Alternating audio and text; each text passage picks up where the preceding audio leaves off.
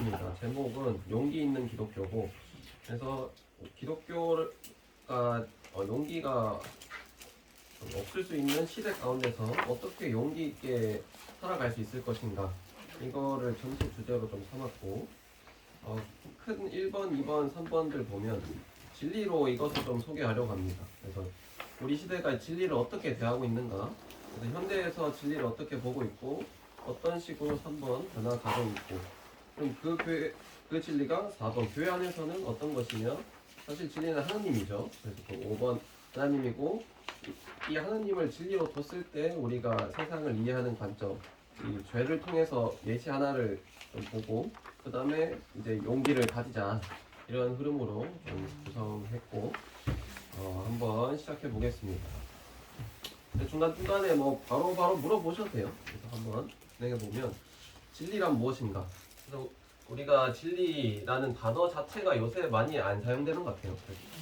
진리가 그만큼 중요하지 않은 시대인데, 그렇다면 진리라는 기본적인 개념을 어떻게 해야 되나 했을 때, 약간 저는 시간으로 좀 봤습니다. 시간과 상관없이 언제나 동일하고 참이고 옳은 것.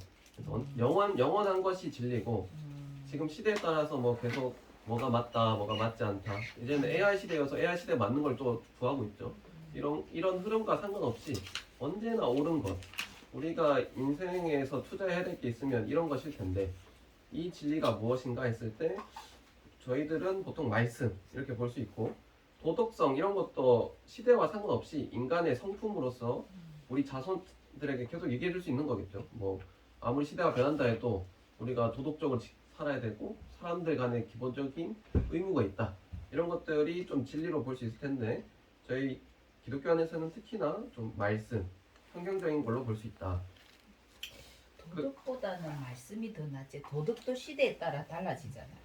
시대에 따라서 많이 변해지죠. 그래서 네. 가장 영원성 있는 거는 좀 말씀으로, 그런 거. 말씀을 얘기하고 싶었는데 말씀만 얘기하면 너무 답이 정해진 것 같아가지고 하나 생각해냈습니다. 도덕도 시대에 따라서 너무 많이 달라지는 것 같아가지고. 도덕, 그래서 그러나 그것도 나라마다 틀릴 수도 있고. 맞아요. 그러니까 진리라는 건 영원히 변하지 않는 게 진리니까. 어떻게 또 변하지 않는 게 진리. 그래서 모두가 합심할 수 있는 거는 사실 말씀이긴 하다. 그래서 그런 진리에 대한 개념을 좀 이야기 앞서서, 현대에서는 진리 좀 어떻게 생각하고 있는가? 저희가 지금 현대를 살고 있고, 이 앞에가 근현대였고 근대였죠. 그래서 현대가 현 시대, 현재의 시점이고, 근대가 이제 가까운, 현대와 가장 가까운 시대, 근대인데, 그 현대의 진리관은 보통 절대적인 진리는 없다. 그래서 포스트 모더니즘이라는 시대 자체가 다 진리가 없고, 너도 진리가 될 수 있고 나도 진리가 될 수 있다. 그러니 우리가 누구한테 일방적으로 진리를 강요하지 말자. 그래서 우리 모두가 옳다 하고 이렇게 하하호호하면서 좋아 보이지만, 사실은 뭔가 정해지는 건 없고, 계속 그 안에서 그냥 갈등이 잠정적으로 보류되기만 하고 해결되지 않은 약간 그런 세계고, 진리가 없다고 생각해서 각자 그냥 진리가 되는 그런 시대입니다. 그래서 이 현대의 진리관이 어떤 식으로 됐는지를 살펴볼 텐데, 그 가장 주요한 이유는 이거를 책에서는 객관적인 존재가 없기 때문에, 그래서 우리는 다 모든 것을 주관적으로 느끼죠. 어떤 실체가 객관적으로 아주 그냥 있겠지만, 우리가 받아들인 건 느낌, 생각, 감정, 이건 다 주관적입니다. 그래서 우리가 어떻게 느끼냐, 어떻게 생각하냐가 중요한 시대가 됐고, 그런 느낌과 상관없이 모두가 동의할 수 있는 객관적인 게 이제 없다, 이렇게 생각하기 때문에 현대에선 진리가 없다. 그래서 밑에 한번 읽어보면, 언제나 고정되고 변하지 않는 것은 없다. 상황에 따라 모든 것은 변할 수 있다. 그렇기 때문에, 그래서 중요해지는 건 이제 주관적으로 어떻게 느끼는지, 어떻게 생각하는지가 이제 가장 두드러지는 게 현대의 진리관이다. 그러니까 가장 인격적이고 인간 존중하는 것 같지만 결국은 다 지 소견에 옳은 대로 사는 게다, 그죠? 그렇죠. 그래서 자기한테, 그래서 아무리 객관적인 실체가 있더라도 자기한테 안 느껴지면 이제 진리가 아니게 되니까. 근데 이 시대가 굉장히 독특한 시대라는 거예요. 이전까지는 그런 거 없었어요. 자기라는 게 없었고, 그냥 객관적인 진리다 하면 다 그렇게 받아들이고 살았는데, 이제 그렇지 않다. 나한테 느끼지 네. 않으면 의미가 없다. 음. 이렇게 하는 시대가 된 거죠. 진짜 지금의 시대는 지금의 시대입니다. 극단적이다, 그죠? 완전히 그래서 인류 전체 역사를 봐도 이런 시대가 없었어요. 항상 뭐 종교를 기본적으로 생각해서 살아왔기 때문에 이렇게까지 자유롭게 살아본 적이 없는데 그렇죠. 모두가 당황스러운 거죠. 그래서 네, 아무도 이런 역사가 없으니까. 그러니까 나도 옳고 니도 옳고 니도 음. 옳고 막 어째 보면 억수로 자유분방하고 좋은 거 같은데. 인정을 음. 해주는 것 같은데도 네. 결론은 참 진리는 없다는 얘기. 기준이 없습니다. 뭐가 옳다고 해줄 게 없고 네. 그냥 서로가 합의하고 누구한테 이득이 되냐 뭐 이런 걸로 음. 결정이 나버리니까. 우리는 지금 실험의 강의를 듣고 있습니다. 이 대화식의 강의. 네, 좋습니다. 그래서 이 진리 간의 변화의 과정을 한번 간단히 소개하면 근대 사회는 절대적인 진리가 있었습니다. 그래서 보통 서양에서는 이게 어떤 기독교 가치관이었죠. 그래서 모든 걸 해석할 때 하나님을 해석했어요. 그래서 비가 내리네 하나님께서 내리셨구나. 뭐 천둥이 치네 하나님께 내리셨구나. 내가 불행해졌네 하나님께서 나한테 이렇게 하셨구나. 아무도 그냥 따지지도 않고 묻지도 않았어요. 당연히 하나님이 아니더라도 뭐 창조주가 그렇게 했겠다, 신이 그렇게 했다 생각했는데 이것들을 이제 다른 식으로 해석을 하기 시작합니다. 근데 이게 뭐 좋기는 한 측면도 있는데 이제 모든 사건을 하나님이 아닌 것들로 해석하기 시작하는 거죠. 만유인력의 법칙, 뉴턴이 하늘에서 땅에 떨어지는 법칙이 있네. 하나님이 하신 게 아니고 중력에 의해서 이렇게 되는 거구나. 이게 수식화되고 그래서 이것에 이제 인간적인 어떤 이성을 활용해서 해석이 되기 시작하죠. 그 다음에 이제 우리 경제 안에 보이지 않는 손이 있다. 그래서 이 경제 안에도 법칙이 있구나. 하나님께서 하시는 게 아니고 이 어떤 소비와 수요의 공급에 따라서 누가 많이 팔면 가격이 내려가고 이걸 우리가 이성으로 설명할 수 있구나. 이렇게 되고 프로이트 이 심리학이라는 것도 17세기부터 생겼죠. 너의 심리가 어릴 때부터 이렇게 했기 때문에 지금 이렇게 된 거야. 하나님께서 하셨다 이런 게 아니라 그냥 너가 어릴 때 그것에 결핍했기 때문에 지금 이렇게 결과가 된 거야. 이게 다 이제 설명을 하고 이것의 가장 큰 게 뭐 다윈의 진화론이 맞냐 안 맞냐를 떠나서 이제 인간의 생명, 이 생명의 기원도 설명하기 시작하는 거죠. 하나님께서 하신 것이 아니라 우리는 우연히 진화했다. 이제 이것도 다 하나씩 자신들의 기준으로 이성으로 한번 해석을 해보는 거예요. 그래서 하나님에서 멀어지면서 발전된 측면이 있는데 더 하나님으로부터 멀어졌다. 그러면서 이제 계몽주의가 같이 시작됩니다. 이게 다 계몽주의, 계몽. 그래서 이게 일깨우다. 그래서 지금 시대도 약간 계몽이라고 이렇게 하는 사람들이 있는데 이때도 뭔가 새로운 생각을 깨닫게 한다. 그래서 특징은 어떤 모든 권위로부터 해방하자. 그때는 항상 하나님 아니면 위에 정치 국가 어떤 가족 이 안에 다 서열이 있었을 텐데 그 모든 권력 구조로부터 해방하는 것. 그러면 우리가 해방해서 이성으로 다 설명해 보자. 그러면 더 하나님께 도달할 수 있을 것이다. 이렇게까지 생각했던 거죠. 이게 근대입니다. 어찌됐든 그래도 하나님을 생각하려고 했어요. 하나님께 도달하는데 우리 기존의 방식이 아니라 우리 이성을 활용해서 한번 가보자. 그러다 보니까 좋은 점은 미신이 타파됩니다. 미신이 논리적이지 않거든요. 그냥 아무 의미 없이 하고 정상적이지 않은 체제, 이 사회 체제들에도 의문을 던지면서 그래서 뭐 상권 분립이 있어야 된다 이런 식으로 하나하나씩 하고 그래서 모든 권위 그리고 과거 전통으로부터 좀 해방되기 시작하죠. 그래서 프랑스 혁명이 일어났고 미국 혁명이 일어났는데 사람들이 이때 기대했던 거는 대단히 조금 낙관적인 생각이었어요. 이런 것으로부터 해방된다면 우리가 점차 이성으로 쌓아 올려서 우리가 정말 멋진 사람들 되고 정말 성숙한 사회가 있을 것이다. 이렇게 기대를 했는데 이 탈피 해방이 오히려 뭔가 자아를 고립하는 효과를 주었다. 그렇게 해서 한번 2페이지 넘어가 보겠습니다. 여기 저자는 이거를 세 가지로 표현하더라고요. 하나님으로부터 설명하지 않고 이성으로 설명하는 노력들이 결국 우리 통합된 자아에서 뭔가를 분리시키기 시작했는데 이것들이 세 가지 측면에서 분리가 있다. 수공업. 이때 사회는 마을 공동체 사업이었잖아요. 그래서 그때 자기가 뭐 구두를 만든다고 한다면 처음부터 끝까지 자료를 다 공급받아서 하나하나 다 만들어서 자기 성과가 나와서 성취가 생기죠.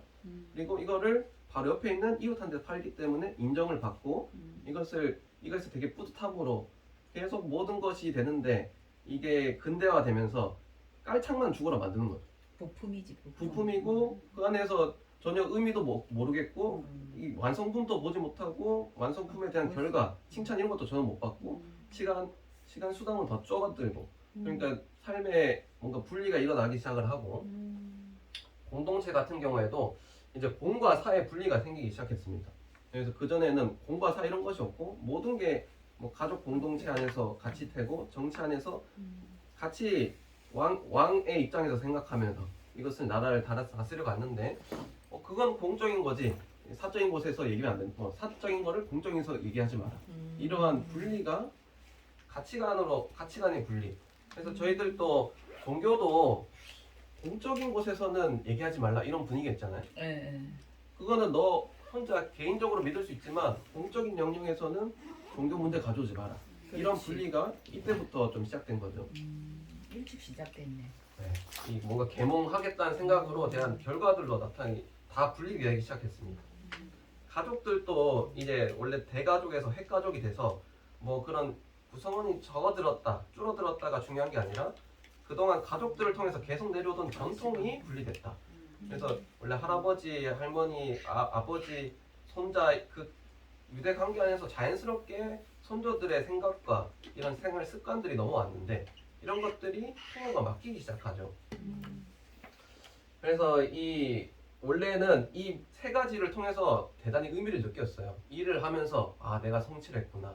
이 공동체 안에서 공과 사 구분이 되지 않는 곳에서 내가 이런 존재구나.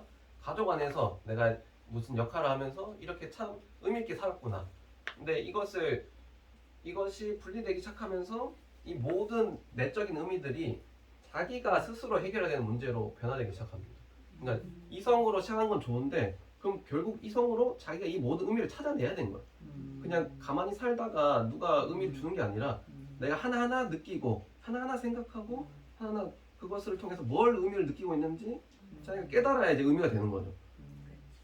더 어려워졌네. 더 어려졌습니다. 사회가 공과 사가 분리되는 게 좋은 건 줄 알았는데 아니네. 그런데 좋은 측면이 많다고 사회에서 있지만, 얘기하는데 네. 안 좋은 측면도 있는 거죠. 그걸 네. 우리가 들어보지 못했던 거고. 그 말은 한 번도 못 들었던 거. 특히 종교적인 입장에서 우리가 뭐 교회 하나님 나라 했을 때 공적인 데서는 하나님 나라 안 된다 이렇게 했을 때는 이게 대단히 협소한 하나님 나라가 되는 거죠. 그러면 이게 좀 풍성하지 못한 거고 우리 삶에 있어서 의지도 되게 줄어드는 거고. 그래서 밑에 읽어보면 자아의 역할이 커지기 시작한다. 그동안 하나님이 해왔던 역할과 사회가 가족을 통해서 채운 것들이 이제는 자아가 혼자서 감당해야 하기 시작한다. 힘들겠다. 그러니까 이 모든 걸 그냥 하나님한테 맡기면 됐어요. 하나님께서 나한테 의미를 주셨구나. 하나하나 그냥 맡기면 됐던 것들을 이제 혼자서 안 되는 자아가 하려고 하니까 대단히 외롭고 고립되고 혼자 사는 것 같고 이 분리가 시작되는 거죠. 그래서 자살도 많아지고 그래서 정신병자도 많아지고 이토록 풍요로운 시대에 왜 이렇게 자살률이 많냐 했을 때 다 혼자서 생각하고 판단하고 의미를 찾아야 되니까 이게 너무 힘든 것 같아요. 예전 같은 또로 힘들어졌네요. 그게 또 우울증 뭐 이런 게 거에서 공동체로 사는 게 더 어렵다고 생각했는데 그죠. 우리는 거꾸로 생각했는데 네. 사실은 그게 아니에요. 공동체로 사는 게 더 치열하고 힘들 힘들고 것 같았는데 그렇네 또. 결론은 분리 자체가 더 저희 사회가 공동체에서 개인으로 넘어가는 시대였어서 공동체의 안 좋은 점만 많이 봤는데 사실 좋은 점도 많았죠. 그 안에서 자연스럽게 얻어갔던 것들을 주목하지 못했는데 넘어와서 보니까 다 외로운 거예요. 이런 결과 나오는 거예요. 지 혼자 해야 되고 이걸 왜 그렇다고 진리가 없으니까 어느 걸 쫓아가야 되는지도 기준도 없죠. 모르고 그리고 그 기준을 말해주는 사람도 없고 말하면 이제 잘못되는 거죠. 그렇죠. 너 어떻게 내 진리를 판단하냐. 그렇지. 서로 되게 각박해지고. 부모조차도 말하지 말라는 식이고 맞아 요즘에는 교사도 안 자기가 되고 이해 안 되면 참 어려운 시대네요. 서로가 힘들어질 수밖에 없는 방향으로 계속 나아가는 게 어떤 흐름이었는데 이것이 포스트 모더니즘에는 좀 더 발전됩니다. 이게 고립된 자아가 아니라 이제 완전 텅 빈 자아 이렇게 표현을 시작하는데 이제는 이렇게 이성을 통해서 어떻게든 하나님께 가려고 했던 모든 결과가 세계 1, 2차 대전으로 나타났어요. 모든 기술이 집약돼서 서로를 전쟁에서 300만 명 이상이 죽어버린 거죠. 그러니까 어떻게든 인간들이 하나님을 대신하려고 했던 결과가 기술은 발전했는데 서로를 죽이는 데 사용된 거예요. 우리가 뭐 비행기 기술 늘어났고 뭐 와이파이 이런 레이더 기술 이렇게 다 전쟁을 통해서 엄청나게 급격하게 발달했거든요. 그러니까 인간의 이성은 결국 이렇게 망하게 하는구나. 그럼 사람들은 아 이성으로는 안 된다. 이성적인 거 좋은 줄 알았는데 이렇게 망하니까 반이성주의. 이성적인 게 좋은 게 아니구나. 내 감정이 중요하구나. 내가 어떻게 느끼는 게 중요하고 반이성주의가 그럼 감정으로 나아가는 감정으로 나아가는 거예요. 그래서 반지성주의는 아닌데 그래도 이성적으로 어떻게 뭔가 진리가 있고 이렇게 나아가게 하겠다 이런 모든 그것들 다 실패해버린 거죠. 이성주의가 실패했으니까 이제 반이성주의가 네. 되고. 어차피 그렇게 했는데 우리 아빠 엄마들 다 실패했지 않느냐. 나는 힘든데 왜 이렇게 바로 이렇게 반응이 나오는 거죠. 반언어주의가 나타납니다. 언어로는 모든 의미를 담아낼 수 없다. 언어는 부족하다. 근데 이게 사실 기독교에서는 완전 반대거든요. 우리는 계시를 통해 성경 안에서 진리를 담아낼 수 있다. 이 언어가 정확한 객관적인 실체의 정확한 의미를 담아낼 수 있다고 보는데 이제는 표현 자체가 언어 안에 담아낼 수 없다고 생각해 버리니까 그럼 사실 대화도 의미가 없는 거죠. 대충 한 70%만 이해하고 그냥 서로 100% 이해는 없이 다 넘어가는 거고 소통도 안 되고 어차피 이해를 못 한다. 네, 그냥 진리가 없는 상태니까 어차피 소통도 못 하니까 알아서 살아가면 딱 맞겠네.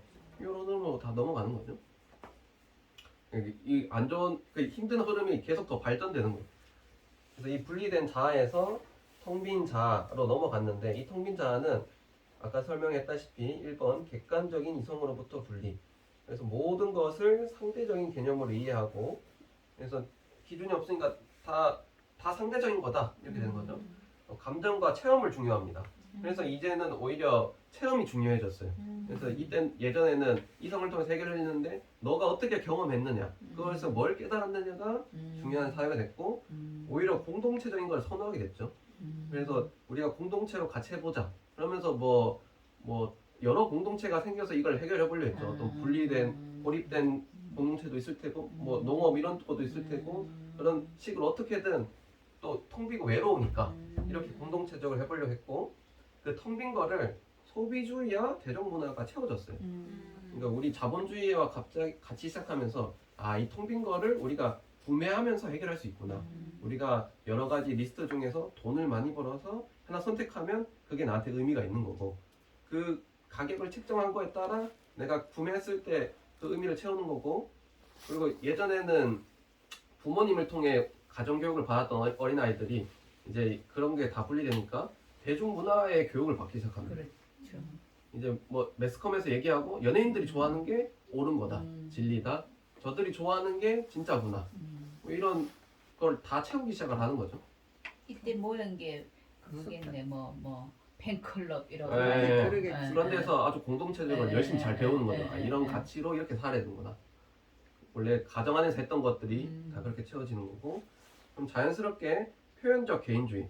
그래서 우리가 뭐 무한도전 이런 게 리얼 버라이어티 쇼. 근데 우리가 텅 비고 정말 진실된 게 없다고 생각하니까 표현이라도 진실하게 되고 방송을 통해서 진실된 거를 추구하게 되는 거예요.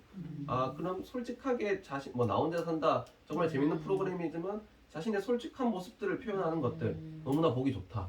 뭐 이렇게 그걸로 채워지려고 하는 거죠. 그래서 이 느낌과 생각을 거침없이 표현하는 게 정말 매력적인 거구나. 이런 사회로 뭔가 이런 걸 채우려고 합니다. 사실 그렇다고 해도 뭐 진리가 있는 건 아니죠. 그래서 데이비드 웰즈는 이 텅 빈 포스트 모더니즘의 사회를 오늘 우리는 뿌리도 없고 소속감도 별로 없는 상태다. 우리는 사실 뿌리가 뽑힌 세대, 단절되고 표류하고 홀로 떠도는 세대가 되었다. 그래서 아무 근원이 없습니다. 그냥 아무도 제지할 수 없고 아무도 서로에게 뭘 할 수 없고 근데 외롭고 텅 비어서 뭔가 채우려고 하는데 이제 돈으로 해결하려는 거죠. 뒤에도 나오는데 그게 권력과도 맞닿아 있습니다. 이 결과 4번에 네 번째 있는데 이 자아가 비대해졌어요. 그럼 자기가 모든 걸 해결하고 해야 되는데 그거를 가장 쉽게 할 수 있는 게 권력이에요. 자기가 하고 싶은 모든 거 사회가 안 받쳐주는데 권력만 가지면 사회가 변하거든. 그러니까 이 원래 전통, 권위, 권력 세 가지가 우리를 다 다스렸는데 전통도 가정 안에서 무너졌죠. 권위도 체제 안에서 다 무너졌죠. 남은 게 권력밖에 없어요. 그러니까 모든 사람이 권력에 몰두하게 되는 사회. 지금 그래요. 텅 빈 거를 자기들의 자아 실현을 권력을 통해서 하려고 다 몰두할 수밖에 없고. 그래서 요즘 우리가 불안절되고 배려하는 세대가 이게 우리보다 지금 젊은 세대 더 나아가서 중고등학교 막 더 밑으로 내려갈수록 이게 더 심한 것 같은 생각이. 발전되는 것 같습니다. 그래서 아유, 목사님 최고. 그러니까 이게 약간 서양 기준인데 저희 한국의 입장에서 봤을 때는 어르신들 입장에서는 그래도 조금 진리가 있었던 것 같거든요. 예, 예. 근데 확연히 20, 30대로 넘어오면서 이게 확 진리가 좀 없어지고 다 옳다 이런 사회로 좀 넘어간 것 같긴 하더라고요. 우리 시대에는 그래도 도덕이라도 있었거든요. 절대적이지 않는 진리지만 예. 그래도 도덕이라도 쌓았으니 지금은 도덕도 없잖아. 없어 맞아. 아니 비대해진 자 이게 참 맞는 것 같아. 비대해진 자. 하나님 자리를 자기가 채우려고 하니까 네. 비대해질 수밖에 없는 거예요. 비대해진 자. 그러나 뿌리가 없는 자. 에너지 공급 못 받고 자기가 채우긴 해야겠고 음. 계속 기형적으로 자랄 수밖에 없는 위에서 붕붕 떠다니는 그 있잖아. 뿌리 실날같이 그래. 들어진 그런 식물들과. 그래서 4번 결과를 통해 진공 위에 세워진 우리의 문명을 좀 전체적으로 결론을 내려보면 종교적인 토대 없이 세워진 최초의 시대다. 항상 종교가 기본적으로 깔려 있었고 이게 우리의 인식 안에서 어떤 악한 것이나 뭐 최소한의 기준이 다 되었어요. 중세 때 하나님이 보고 계신다. 이거 하나로도 그냥 모든 게 많이 억제됐는데 자유가 주어진 만큼 이것을 어찌할 수 없는 자유가 주어진 거죠. 그래서 바깥에 참조점을 두지 않는 시대. 다 자기 안으로 들어갑니다. 바깥에서 찾지 않나요? 다 자기가 어떻게 느끼냐, 자기가 생각하느냐로 이걸 해결하려고 하고 바깥의 것은 자기가 그렇게 안 느끼면 별 의미가 없어지는. 그리고 모든 것을 믿기 때문에 아이러니하게 진리를 믿지 못함. 그래서 오히려 이제 진리가 없다 하니까 모든 것을 너도 오를 수 있다 이렇게 믿는데 사실 그냥 믿음 자체가 되게 협소해진 거죠. 그냥 뭐 믿음이 아니게 된 거고. 믿음이 아니지. 아까 얘기했던 전통 권위 중 권력만 살아남았다. 비대해진 자아를 채워줄 수 있는 방법으로 권력만 남았다. 그래서 우리 사회에서 표현적인 특징은 잠정적이고 애매하고 모호한 표현이 되게 선호됩니다. 아 나쁘지 않다. 너 그렇게 뭐 할 수 있겠지. 너는 그렇게 생각하는구나. 이게 상대의 진리를 훼손하지 않거든요. 맞아요. 그러니까 되게 이런 표현 자체가 뭔가 좋다. 그래서 저희도 그런 표현 안에 살아야 되긴 합니다. 그런데 우리가 진리를 얘기할 때 그런 표현을 사용하는 게 한번 고민을 해봐야 되는 거예요. 우리가 뭐 저 같은 경우에는 설교할 때 뭐 그렇게 생각할 수 있지 않을까요? 뭐 이런 표현을 하면 안 되는 거라죠. 그건 진리가 아닌 거고. 근데 세상에는 상대를 고려해서 또 그렇지 않을까요? 뭐 그러니까 해도 이런 될까요? 문- 이렇게 응. 문구를 많이 쓰잖아요. 이런 문화가 엄청 질이 팽배해 있는 게 지금 들으니까 우리 남편이. 그러니까 내가 뭘 병원에 가서 주사를 맞아야 되지 않겠냐 해도 있다고 말만 해라. 내보고 맞아라 말아라. 왜 강요하느냐. 포스트 모더니즘 그러니까 모든 권위에 대해서 반감을 갖고 있는 응. 조금이라도 응. 조금이라도 그럼 내가 뭐 지시한다고 생각해. 왜 그걸 지시하느냐. 자기 안으로 들어오게 되는 거예요. 들어오는 것 자체를 뭐 용납을 못하는 거예요. 예. 서로가 이제 그렇게 살아가는 포스트 모더니즘의 형태인 거죠. 아니 그 세대는 그런 세대가 아닌데. 그러니까. 포스트 모더니즘 세대가 아닌데. 고민해. 근데 선생님이라는 그 생각이 늘 머릿속에 깔려 있기 때문에 또 그렇게 받아들이는 거 아닐까? 와이프가 선생님이었기 때문에 또 그런 거잖아요. 아니 특별히 권위에 대한 걸 싫어하는 어떤 네, 맞아요. 억수로 왜냐하면 어렸을 때 권위적으로 자랐 그 가정에서 자랐던지 어머니. 그게 대해서 반감의 어떤 표현으로 그렇게 됐을 수도 있지 않을까. 그게 어떤 게 진리다라는 거를 이해하지 못한 그거 납득하지 다 진리라는 거지. 네 생각 돌고 네 생각도 네 생각도 네 생각. 권위에 대한 부정도 있지만 지금 포스트 모더니즘처럼 니도 옳고 니도 옳고 니도 옳고 니도 옳은데 왜 기독교만 옳다고 생각하고 왜 네 생각을 강요하고 왜 네 주장을 하느냐지. 우리는 우리 딸이 제일 나한테 하는 말이 그 말이야. 그게 요즘 시대를 반영하는 사람. 그리고 우리 딸은 이렇게 말을 하는 거 보면 다른 사람한테 이렇게 해도 될까요? 이렇게 항상 그럴 수도 예. 그럴 수도 예, 있겠죠. 예, 이러고 예. 아주 인격적으로 보인다 그죠. 인격적으로 교양 있어 보이지만 보이고. 그래서 지금 시대에서는 이런 모습들도 필요하긴 한데 우리가 아무 생각 없이 따라가기에는 이게 진리가 없다는 내용을 포함하고 있다. 좀 생각을 해봐야 된다 그치. 그래서 가끔씩 우리가 진리 얘기할 때는 좀 주의하면서 표현해야 되는 거죠. 그래서 이런 환경 가운데서 교회 안에서 진리를 어떻게 다뤄야 될 것인가. 이게 4번인데 우리는 이것과 시각이 좀 많이 다릅니다. 성경을 통해 주신 계시로 우리는 진리를 알 수 있다. 이렇게 바로 시작을 합니다. 그래서 성경 자체가 진리니까. 반이성주의, 반언어주의가 아니라 언어가 부족하더라도 성령님의 영감을 통해서 이 사도들을 완벽하게 채우셔서 그 정확한 의미를 전달하셨을 것이다. 부족한 것은 지금 주신 우리 안에 있는 성령을 통해서 그 의미가 채워질 것이다. 이렇게 해서 우리가 지금 성경을 보고 있는 것이죠. 3페이지 가보면 밑에 데이비드 웨이즈 성령께서 영감을 주셨다는 것은 그들의 오류 가능성에도 불구하고 그들의 집필 과정을 지켜주셔서 그들이 쓴 내용과 사물의 실상이 서로 부합하도록 했다. 완벽하게 그 진리의 내용을 담아냈다. 언어에서. 그리고 진리를 알고 순종하게 하신 하나님. 그래서 객관적인 진리를 제공하고 하나님의 구원 사역이 그리스도의 십자가로 성취되게 하시고 성령님을 통해서 마음으로부터 이 진리를 깨닫게 하시고 그를 순종할 수 있는 진리를 아는 것을 떠나서 진리를 순종할 수 있는 지점까지 그 전 모든 과정을 하나님께서 이끌어 가신다. 이렇게 교회는 얘기하고 있는 거죠. 그래서 이번에 보면 우리 많은 교회들이 이 진리에 대하여서 포스트 모더니즘의 흐름에 따라 대단히 좀 자신 없이 살아갑니다. 그래서 명백한 언어를 쓰는 교회를 대단히 좀 이상하게 생각하죠. 분명한 의사소통. 이거는 이 시대의 흐름에 맞지 않다. 유행에서 너무 뒤처진다. 너가 지금 사람들을 모른다. 이런 식으로 얘기를 해버리고. 그래서 진리가 풍선껌처럼 모양이 없고 유연하다. 뭐 이렇게 표현하기도 하고 진리와 거의 관계없는 오늘날의 교회. 그래서 이런 어떤 현상 가운데서 우리는 진리가 곧 하나님이다. 이렇게 한번 5번에 들어가 보겠습니다.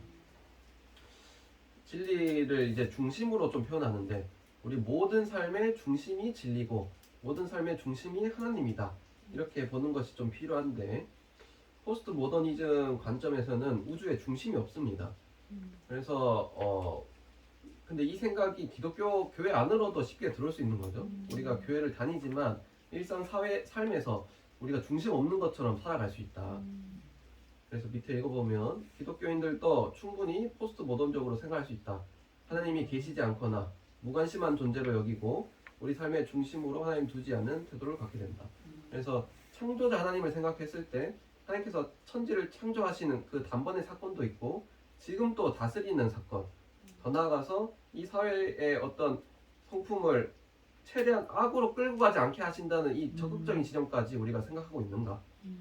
우리 개인적으로는 받아들일 수 있을 것 같아요. 우리 교회적으로 받아들일 수 있을 것 같은데 우리 사회에서 그렇게 하고 있다. 이거가 사실 모든 세계의 중심이고 진리다라고 받아들이는 태도거든요. 그래서 하나님 중심적으로 문화와 교회를 이해하기. 포스트 모던 관점에는 문화가 교회의 우선순위를 정해준다고 생각합니다. 그래서 우리가 어떤 문화에 따라서 교회에서 가장 뭘 먼저 해야 될지. 그래서 예를 들어서 소비주의의 행태가 교회 안에 들어온 것 중에 하나가 물론 큰 교회에서는 그렇게 하는 게 어떤 이점도 있겠지만 어떤 수업 같은 거를 선택할 수 있게 하는 거. 그래서 선택 강좌 이런 것도 사실 고객이 어떤 걸 선택해서 그러니까 진리인 주체가 진리를 가르치는 것이 아니라 선택권을 좀 상대한테 주는 거죠. 너한테 가장 맞는 것을 선택해라. 이런 선택권을 주는 것 자체가 어떤 의미에서는 이 시대의 흐름에 좀 잘 반응한 거다. 근데 그것에 대해서 만약 신학적 고려가 있었느냐 했을 때는 사실 없이 선택하는 경우가 많거든요. 그런 것도 좀 생각해 봐야 되고. 그래서 모든 교회 안에 우리가 하나님 말씀이 최우선순위로 하나님을 쫓아 하나님의 생각대로 생각하는 법을 배워야 된다. 그래서 저자는 하나님을 중심에 모시는 법으로 일단 하나님이 어디에 계신지부터 알아야 된다. 우리가 뭐 우리 안에 계신 하나님도 좋지만 우리 바깥에 객관적인 진리로 존재하시는 하나님, 우리한테 느낌으로 안 올 수도 있어요. 우리한테 이해되지 않을 수도 있고. 근데 이게 우리가 사실 뭐 의롭다 칭함을 받는다 이 개념도 우리가 안 느껴지는 거거든요. 이해도 되지 않는 거고. 근데 그게 진리인 거죠. 객관적인 진리고 느껴지지 않는 게 사실 정상인 것. 이게 좀 어디 계신지 아는 것으로 생각할 수 있고, 거기가 위치가 어딘지 안다면 그 자리에 합당한 예배를 드려야 됩니다. 우리에게 맞춰서 하나님을 끌고 오는 게 아니라 그곳에 계신 하나님께 우리가 나아가서 하나님의 방식으로 하나님께 예배를 드리는 거죠. 이게 우리가 진리를 대하는 태도고, 이것들을 이제 날마다 이제 주일만 하루만 또 하는 것이 아니라 진리는 모든 세상의 중심이기 때문에 하루하루 모든 삶의 시작과 마침이 중심을 향해서 진리를 대하는 태도로 좀 해야 된다. 그래서 그렇게 살아가 중심으로 세상의 중심을 하나님으로 여기는 태도 중에서 이 현대 문화를 좀 죄로 이해하는 거가 예시가 될 수 있겠다, 이렇게 소개하고 있어서 한번 또 죄로 한번 설명을 해보면, 우리는 이제 중심으로 여기는 능력이 실종되었습니다. 왜냐하면 죄인이기 때문이죠. 근데 포스트 모더니즘 사회에서는 죄라고 얘기하지 않고 뭐 죄라는 표현 자체도 잘 안 써요. 범죄 정도는 쓰지만, 그리고 죄에서 더 나아간 악하다는 표현도 잘 안 씁니다. 기준이 없는 거죠. 뭔가 악하고 선하다 이런 게 아니라 나한테 좋다 나쁘다 요걸로 넘어갔는데, 우리 교회에서는 진리에서는 태어날 때부터 자기 중심적인 시작으로 인해서 우리가 이렇게 생각하기 시작했다. 밑에 설명을 보면 우리 나름의 중심을 만듭니다. 그래서 우리 나름의 규칙을 제정하고 그에 맞는 우리 나름의 의미를 창조합니다. 이 모든 것은 우주의 또 다른 중심에서 나오는 것이고, 하나님을 중심으로 두지 않고 우리 자신을 두는 것이다. 그래서 아까 얘기했던 비대해진 자아, 이 하나님의 자리를 우리가 채우려고 진짜 대단히 노력하고 있는 거죠. 페이지로 넘어가 보면 우리의 이익을 하나님의 이익으로, 우리의 관점을 하나님의 관점으로, 우리의 잣대를 하나님의 잣대로, 우리의 의미를 하나님의 의미로 바꾸어 이해해버렸다. 이거는 이제 교회 안에서 포스트 모더니즘적 생각을 하고 있는 사람들이 우리의 생각을 가지고 우리 이익인데 하나님의 이름을 대는 거죠. 이것은 하나님께서 좋아하실 것이다. 사실 자기가 좋은 건데. 그리고 우리의 객관적인 실체가 없고 다 주관적인 것만 남아있는, 물론 이 두 가지가 같이 가고 공존하는 건데, 객관적인 게 전혀 없고 주관적인 것만 나누면 모든 것을 자기가 잣대를 풍부하면서 하나님의 잣대다 이렇게 생각해 볼 수 있다. 그래서 교회에서는 또 복음에서는 성경에서는 우리가 스스로 하나님 손에서 벗어났다 이렇게 얘기를 합니다. 그래서 이 악의 의미, 죄의 의미를 더 나아간 악의 의미부터 얘기하는데, 요새는 악이 좀 사유화 됐습니다. 그래서 설명이 기억이 잘 안 나네요.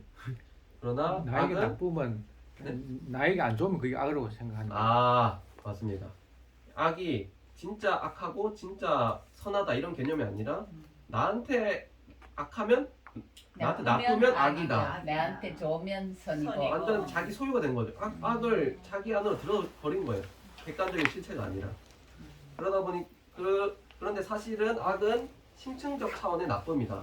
진짜 모든 세상의 기준에 의해서 악한 것을 악이라 부르죠. 근데 이 악보다 더 나아간 게 죄입니다. 우리가 보통 악이라고 하면 선의 부재다, 뭐 빛이라고 했으면 빛이 없는 게 어둠이다, 이런 식으로 표현을 하는데, 우리가 죄를 의미할 때는 그보다 더 나아간 적극적인 지점을 좀 설명을 해야 됩니다. 우리가 정말 빛이신 하나님께 대해서 아주 적대적으로 대한 능동적인 반항이 죄인 거죠. 그러한 것으로 인해서 우리가 하나님으로부터 벗어났고, 이 죄에 대한 결과들이 약간 반지 제왕 혹시 보셨나요? 여기서는 톨킨 그 골룸을 통해서 표현을 하던데, 읽어드리면, 반지는 소유한 자들을 오염시키는 끔찍한 힘을 가졌다. 이 반지는 자기 중심성, 타락성, 부패성을 가지고 있고, 일단 영혼에 이것이 들어오면 어둠으로부터 자유를 잃게 된다. 그래서 골룸은 그 반지를 매우 사랑했고, 그 골룸의 의지조차 빼앗아서 그의 포로로 삼아졌다. 그러니까 우리가 죄의 포로가 되었다. 반지 재앙이구나. 그러니까 완전 죄의 포로가 되어서 이것에서 헤어나올 의지조차 모르고 그냥 악한 가운데서 이게 너무 당연하게 살아가는 그러한 상태여서 우리가 하나님으로부터 벗어난 것, 이것이 진리가 얘기하고 있는 우리의 죄인된 상태라는 거죠. 지금 이 죄에 세상에 물들었다. 완전 물들었고 자유조차 없습니다. 그런데도 근데도 모른다. 인식하지 못하는 인식하지 모르고. 그게 아주 잘 살아가고 있다고 생각하지. 그러니까 아주 죄를 자기 중심적으로 내 의지로 아주 특히 잘 그렇지. 이렇게 교회 다니고 하나님을 믿는 너는 얼마나 스스로 힘이 없고 나약하면 그렇게 하나님한테 의지해갖고 그래 맨날 살아야지. 아버지 쌓고 생각도 없이 머릿속에 뭔 생각이 들어 없어가 네 생각은 일도 없냐는 뭐 너의 생각이 뭔지 찾아야 되지 않느냐. 그래. 이게 다 그 얘기인 거죠. 맨날 그 소리 떠고 살잖아. 너가 하고 싶은 게 뭔지 그거부터 해야 되는 거 아니냐. 사실은 그게 죄로 다 오염된 모습인데. 근데 그게 똑똑한 거고 아버지 하고 있는 그게 너는 반피들이다. 그렇게. 심지어 그런 생각이 교회 안에도 들어오는 거죠. 그래서 교회 안에서도 우리가 진리를 대하지만 우리가 누군지 그런 것부터 먼저 생각해야 되지 않느냐. 이 죄인으로 생각하는 게 아니라 하나님으로 우리를 해석하는 시야를 아예 제외하고 그냥 내가 하고 싶은 거랑 하나님 그거를 바로 대체할 수 있고 이런 생각이 은연중에 많이 들어온다는 거죠. 그럴 수도 있겠다. 그렇게 했을 때 이 저자는 이런 사회에서도 용기를 가지면서 살기를 좀 바라고 있습니다. 그래서 이 용기를 가질 수 있는 내용들을 뒤에서 더 많이 풍성히 나누고 싶었는데 그건 다음에 기회가 되면 하고, 왜냐하면 우리가 용기를 가질 수 있는 이유는 성경이 유일무이한 진리이기 때문이죠. 성경은 우리가 하나님의 완전한 지식을 제공받습니다. 이 안에 불충분성이 없어요. 우리가 진리에 대해서 알아야 되는 모든 것이 담겨 있습니다. 그래서 성경을 알면 사실 모든 세상을 살아가는 중심을 우리가 알게 되는 거고, 이것에 대해서 우리가 취해야 될 태도는 대단히 확정적이고 단호한 태도를 가져야 된다. 그래서 삶에 살아가면서 사람들과 관계할 때는 좀 어떤 모호하고 잠정적인 태도를 가져가야겠죠. 그렇지만 이 진리를 대할 때 우리는 정말 굳건하게 붙잡는 태도, 우리가 느껴지지 않고 이해되지 않고 감정적으로 와닿지 않아도 이것을 취하는 태도가 진리에 대한 태도다. 그렇기 때문에 성경은 세대가 바뀔 때마다 수정되는 가르침이 아니죠. 그래서 온 세대 예배를 드린다고 해도 우리의 설교가 크게 달라지지 않을 겁니다. 왜냐하면 이게 진리를 선포하는 거기 때문이죠. 그래서 우리가 자신감을 가지기 위해서는 진리의 종교라는 입장을 견디기 위해서 부딪히는 반발들에 대해서 충분히 인지하고 있어야 된다. 그리고 성경 기록자들은 모두 다 자신 있게 진리를 안다라고 표현합니다. 바울도 내가 너희가 진리를 알기를 원하노니, 거기에 한 채 물러섬도 없고 진리를 알아라, 하나님의 복음의 지식으로 충만하라, 여기에 대단히 확신적인 태도를 가지고 있죠. 그래서 우리가 아는 것이 하나님이 자신의 말씀을 통해 알려주신 것일 때 그런 주장을 하는 것은 건방진 것도 아니고 교만한 것도 아니다. 그래서 우리는 확정적인 태도 자체를 건방지다 이렇게 은연중에 생각하는데, 우리 교회 안에서는 진리를 얘기할 때는 이거가 건방지거나 교만한 게 아니라 자신이 안다고 아는 체 한다고 서로 여기는 게 아니라 지금 진리를 얘기하고 있구나 이렇게 객관적으로 받아들여야 되는 거죠. 교만하다고 생각하지 않고 외부 사람들은 배타적이라고 생각하지. 딱 끊는다 이렇게 생각. 끊는 것 자체가 왜 너것만 진리냐? 아주 배타적이다, 편협하다, 오만하다. 진리가 없이 내가 이런 소리를 다 듣고 삽니다. 그러니까 맨날. 여기 다 나오죠 여기에. 모더니즘의 끝판이구만 신랑이. 그 사람하고 제가 매일 살아갑니다. 예, 아이고. 그러니까 가정 안에서 힘들었던 것에서 대답을 포스트 모더니즘에서 찾으신 것 같아요. 그래서 그걸로 다 모든 거를 해답을 내리신 것 같아요. 자기화 시켰네. 그래서 성경의 진리를 통하여 우리가 그리스도를 신뢰할 때만 우리는 구원을 받을 수 있다고 선언합니다. 그래서 우리는 그럴 때 복음을 생각해야겠죠. 기쁜 소식, 무엇이 정말 기쁜 소식인지, 그리스도의 십자가가 뭐 어떤 시간에 영향받는 것이 아니라 모든 세대에 통용되는 것. 그리고 마지막에는 진리를 안다는 것은 말뿐만 아니라 어떤 대가를 지불하더라도 언제나 동일하게 사는 것. 물론 이게 힘들 수는 있지만 저자가 진리를 대하는 지금까지 모든 사회의 태도가 이런 태도였다. 그리고 진리에 대한 올바른 태도가 이건데 이것에 대해서 뭔가 이것이 너무 당연하지 않다고 생각하는 흐름을 한번 우리가 좀 생각을 해봐야 되는 거죠. 그래서 약간 강의를 마무리하면서 전체적으로 좀 살펴보면 우리가 진리를 좀 배웠습니다. 진리가 어떤 것인지 그리고 이 시대가 진리를 어떻게 대하는지 흐름을 봤고 그 진리를 교회 안에서는 어떻게 다뤄야 되는지 우리는 하나님을 진리로 여겨야 되고 성경을 통해 완전한 진리가 계시되었다. 그래서 우리는 이 진리를 어떻게 모든 삶에 있어서 가지고 살아야 되는지 용기 있게 대단히 단호하게 분명하게 여기며 살아가야 된다. 이렇게 얘기하고 있습니다. 네, 이상으로 기도하고 한번 마치겠습니다. 수고하셨습니다. 네. 네.